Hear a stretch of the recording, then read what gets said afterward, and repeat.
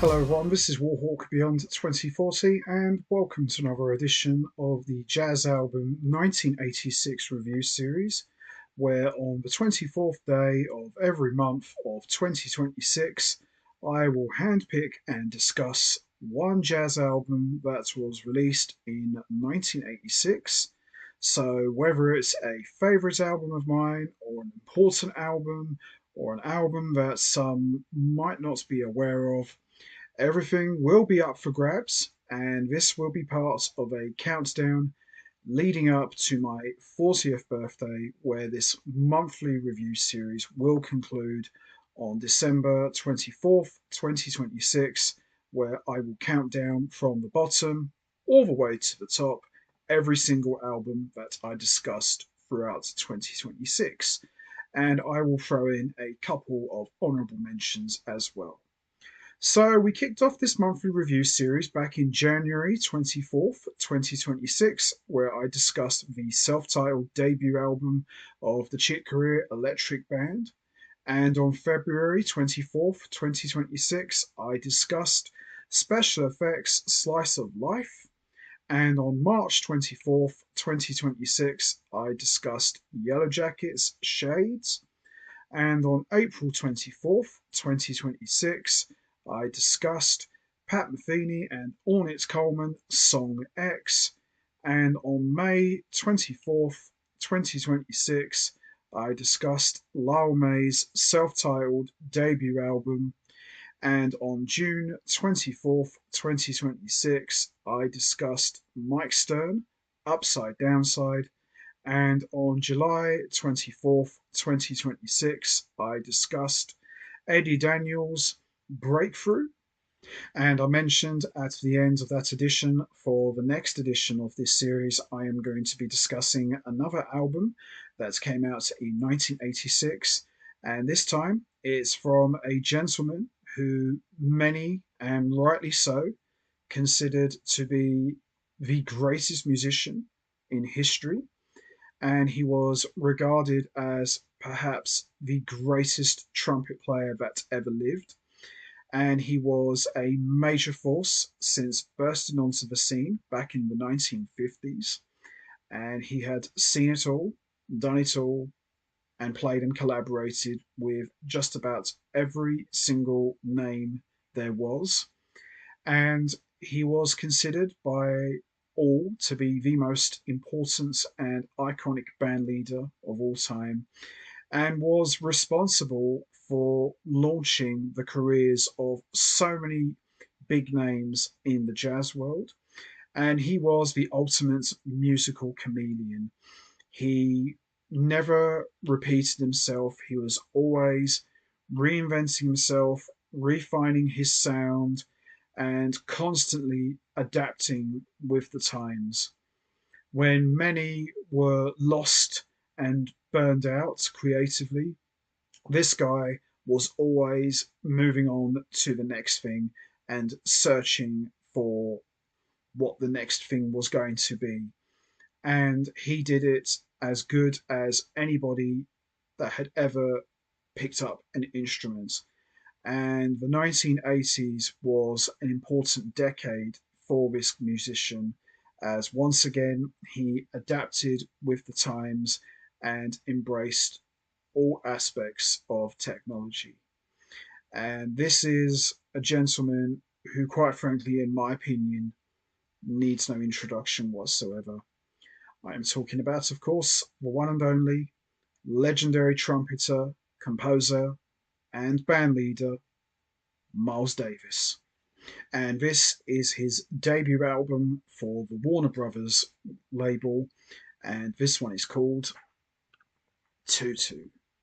So, Tutu was the first album that Miles Davis released on the Warner Brothers label, and Miles Davis once again reinvented himself and did something completely different. And this album really saw Miles Davis embrace all aspects of the 1980s, and he dabbled in all forms of technology. And this is not what you would call your traditional Miles Davis album. If you're looking to hear Kind of Blue or Milestones or any of those early classic Miles Davis recordings, you won't find it here. This album embraces not only jazz, but there's also funk, there's also pop, there's even dance elements as well. You name it, Tutu has got it all. And of course, the gentleman who played a big role on this album is, of course, one of the greatest bass players of all time, the one and only Marcus Miller, who not only played a big role in the music, but also in the producing duties as well. He produced this album and he composed virtually the entire album, apart from one track that was co composed by Miles Davis and Marcus Miller. We've got one contribution from the legendary George Duke, and we've got one track that was composed by David Gamson and Green Garside.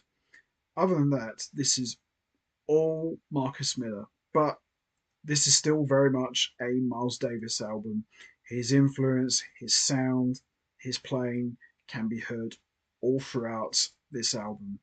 And from my understanding, this was meant to be a collaboration with Prince, but for some reason it never happened. So this album went ahead as normal, but without the presence of Prince.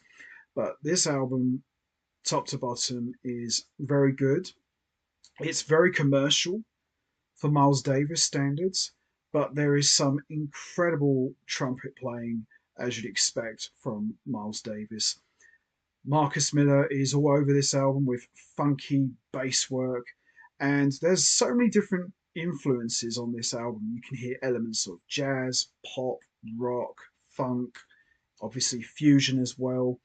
It's all here, and it's a remarkable album. And as you can see by the cover, it's an iconic cover of the man himself. Just outstanding stuff, in my opinion. And as I said, this album really embraces what the 1980s was actually all about. So Tutu, of course, features Miles Davis on trumpet, Marcus Miller on electric bass clarinet, and other instruments as well. We've got Jason Miles on synthesizer programming, Paulino Di Costa on percussion, Bernard Wright on additional synthesizers. We've got the amazing Omar Hakim on drums. We've got Adam Holzman on additional synthesizer programming. We've also got Steve Reed from the Rippingtons on percussion, the legendary George Duke on various different instruments, and he was also played a role in the arrangements. And we also got Mikhail Urbanak on electric violin. And as you'd expect, when you've got names like that on your album, you know it's going to be outstanding. And this album does exactly that. This album delivers and really captures the feel and the sound quality of what the 1980s is all about. And Marcus Miller did an outstanding job with the production of this album. It sounds absolutely fantastic. So we've got the title track Tutu, which is just absolutely legendary and it's got such an iconic intro. Doom just sounds like the opening for like a gangster movie. Just absolutely outstanding. And then we got Thomas, which is absolutely brilliant. Porsche is great. Splatch is a very catchy and funky number and one of the most well-known compositions on this album.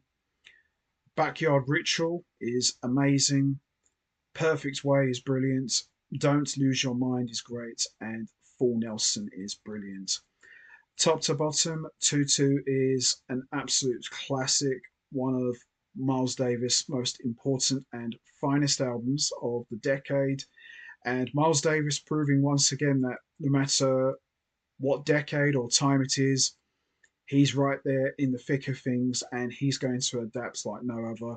And what made Miles Davis who he was, he didn't care what people thought. He didn't care what the critics thought. Even when the critics accused him of selling out, Miles Davis would say, "Screw you, I'm going to do what I want. This is the kind of album I'm going to make.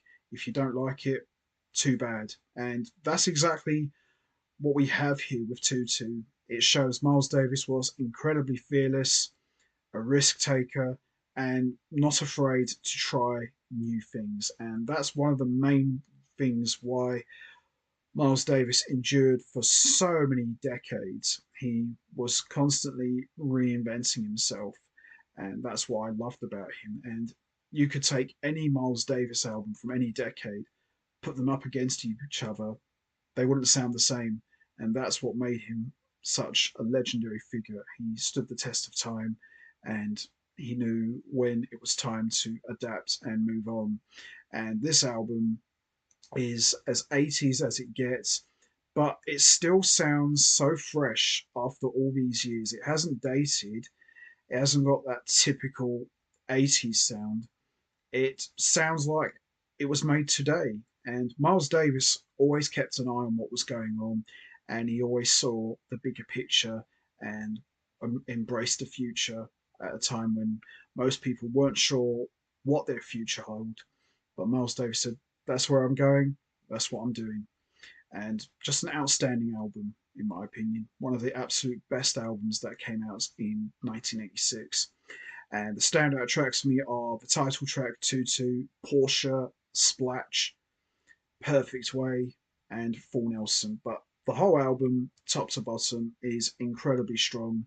And like I said, another masterpiece from perhaps the greatest musician of all time.